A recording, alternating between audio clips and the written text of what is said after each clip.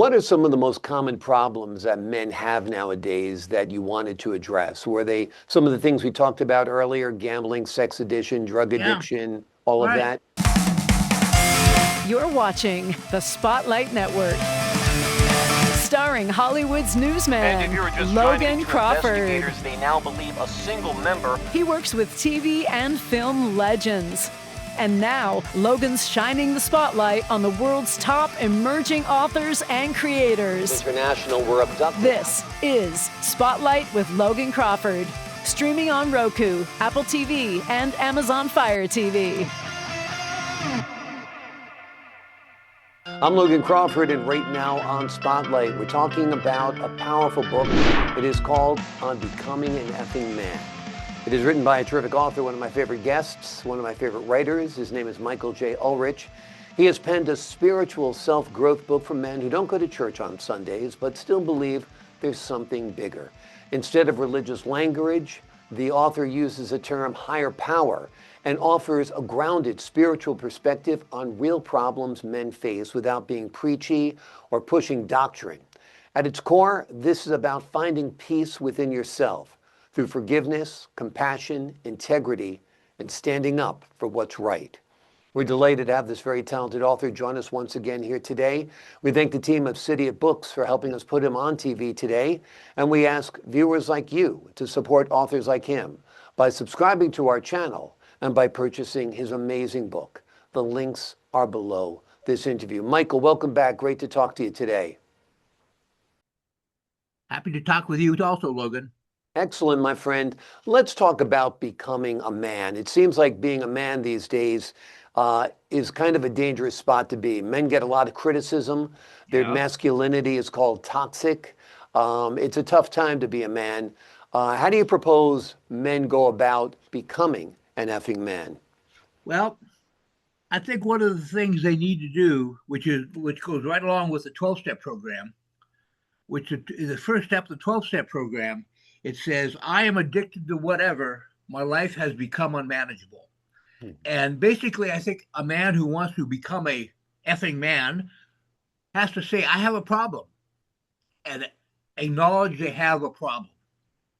Because if they don't do that, all the self-help books will never help you. You have to admit that I have a problem and I want to address it. And what kind of problem could that be? Oh, God, it can be anything. It could be sexual. It could be money. It could be relationships. It could be anything. Exactly. It could be alcoholism. It could be drug addiction. It could be gambling. It could be. I didn't. Oh, yeah. In my book, I have a list of all the addictions people can have. Yeah. And it fills up 2 pages of my book. Wow. So there are all kinds of addictions. Exactly. Now, you describe this book as being spiritually, not religious. Talk to us about the difference. Yeah, right. Well, a lot of people get burned by religion and they get unhappy about religion. And in me writing this book, where I do not talk about God, Jesus Christ, or the Holy Spirit, I only talk about the higher power. I'm trying to sidestep that problem that men have. That if they have upset with a religion, I'm not going there and I'm not even addressing that issue. Absolutely. Absolutely. What are some of the most common problems that men have nowadays that you wanted to address? Were they some of the things we talked about earlier, gambling, sex addiction, drug addiction, all of that? Well, yeah, we have all of the addictions. You know, I said there are 2 pages of it in my book. I think all of us have addictions of one type or another. I'm addicted to licorice, ballroom dancing, and the Sunday newspaper. Now, those things, if I act them out, is not going to cause me problems. But Exactly. I think a man needs to look at their life and say, maybe I have an addiction. And it's okay if you have an addiction. Don't judge yourself for it. And there's tons of self-help groups out there to help you out. Exactly. Exactly. What does it mean to be a sensitive man in a culture that often pushes sensitivity or punishes sensitivity, I should say? You have to get into the other person's position. You have to say to yourself, what is this person thinking? What are they feeling? Try to get connected with them in a non-judgmental way. Absolutely. And I think a big part of being a man is part of your book as well, which is standing up for what's right. Talk Right, to us about the absolutely. importance of taking a stand. Well, lots of, you know, things happen to me every day. I get people that high beam me driving, and I'm not driving fast enough. Yeah. Okay, well, I'm not going to get upset by what that guy's doing to me because I value my personal peace. So Mhm. I just let it go and not make a big deal about it. So I think a lot of men, when they get upset, need to ask themselves the question, is my peace more important than getting upset by this? And Exactly. that plays out very well for me in my life because, things happen and I just choose not to get upset by it. Exactly. You can't control the others around you. You You got that can't right. control the situation, but you can control yourself and you can Absolutely. control your reaction to that, You got right? it. Yep. Yeah. Yeah. And exactly. Your peace is very, very important. Where do you think most modern men lose their peace? Do you think it's work, relationships, identity, purpose? I think what happens is they think having something will give them happiness. You know, it could be anything from, the physical things, cars, motorcycles, or it can be relationships. Yeah. They want a relationship to be happy. And a lot of times when men do that, they lose track of what they really want. And that what they want is peace and happiness. And getting that thing, for example, a big pickup truck with big wheels and tires, they think that's going to make them happy. It's not going to make them happy. Yeah, exactly. It'll make you happy maybe the first week that you're Yes, excited about yeah. driving it, but it's very, I'm after a about while, you don't even know you're in a different car. yeah.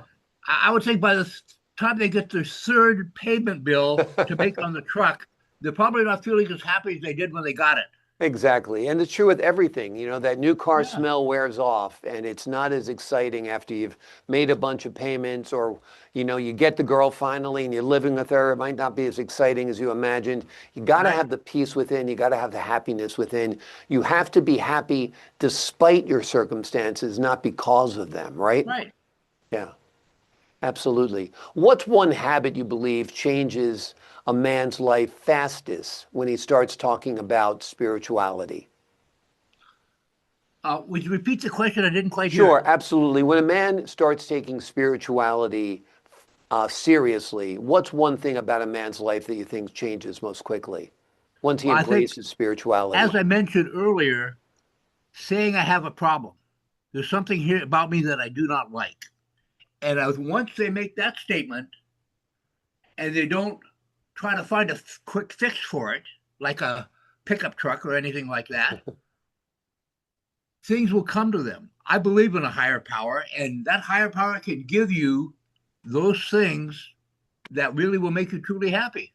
Yeah, absolutely. It's the eternal, like we said, it's inner peace, it's inner happiness. Right. When did you discover your spirituality or your spiritual connection in life?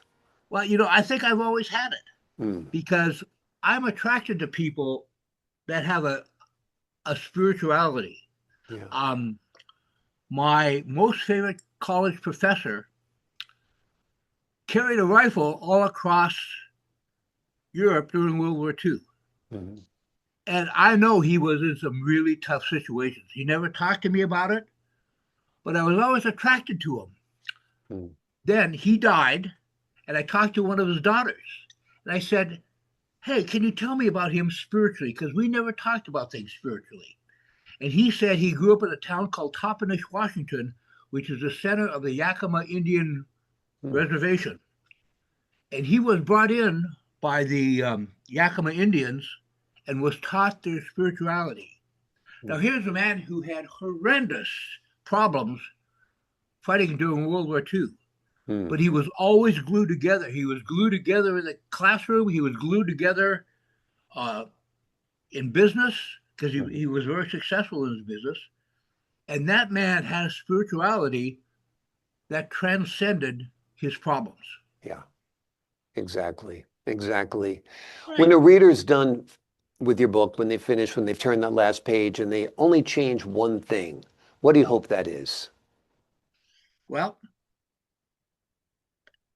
that they have the ability to say, I have a problem. That is the biggest thing out there. If they say, I've got a problem, they will do something to try to fix it. I believe they will do that. Yeah. And what's the first step to solving your problem? You have to admit you have a problem. That's step Right. one. So I guess what's step two? I guess addressing it head on. Once you've admitted it, you can But come up with I a think you remedy. need to talk to your higher power and say, hey, higher power, I've got a problem here. Help me out. That's step two, is to ask for help. That you can't handle it yourself, ask for help. Yeah. And that's what my book does, is try to get people to ask for help. Yeah. And besides your higher power, there are all types of self-help organizations out there. They're everywhere, and they're so easy to find because we now have the internet. And you can type in, I have a problem getting along with women. Right. And you type that in, and lots of stuff will come up where you can hopefully solve that. Yeah. Lots of great resources out there nowadays. Do you think it's tougher in 2026 being a man than other times in history? That's a good question. I don't know whether I can really say yes to that or not, because I think men have always had a problem of learning who they are and who do they want to be. I don't think, maybe it's harder now than it used to be 10 years ago. I don't know, but I think men do have problems today because there's people out there that'll give them a quick fix. Yeah. And when you're trying to solve a problem, don't go for the quick fix. Yeah. Yeah, there's a lot of temptations out there in the digital age. You can order anything from a book to a car to a person online nowadays. You got that right. Yeah. And it's not necessarily a good thing because, like I said, there's a lot of temptations and a lot of people out there with addiction, so you have to be careful. Michael, great work with this book. You've really done a great job in framing everything so men can understand what they need to do to become an effing man. The name of the book is On Becoming an Effing Man. It is written by Michael J. Ulrich. It is a spiritual self-growth book for men who don't want to go to church or don't necessarily go to church on Sundays, but still believe there is something bigger, that there is a higher calling.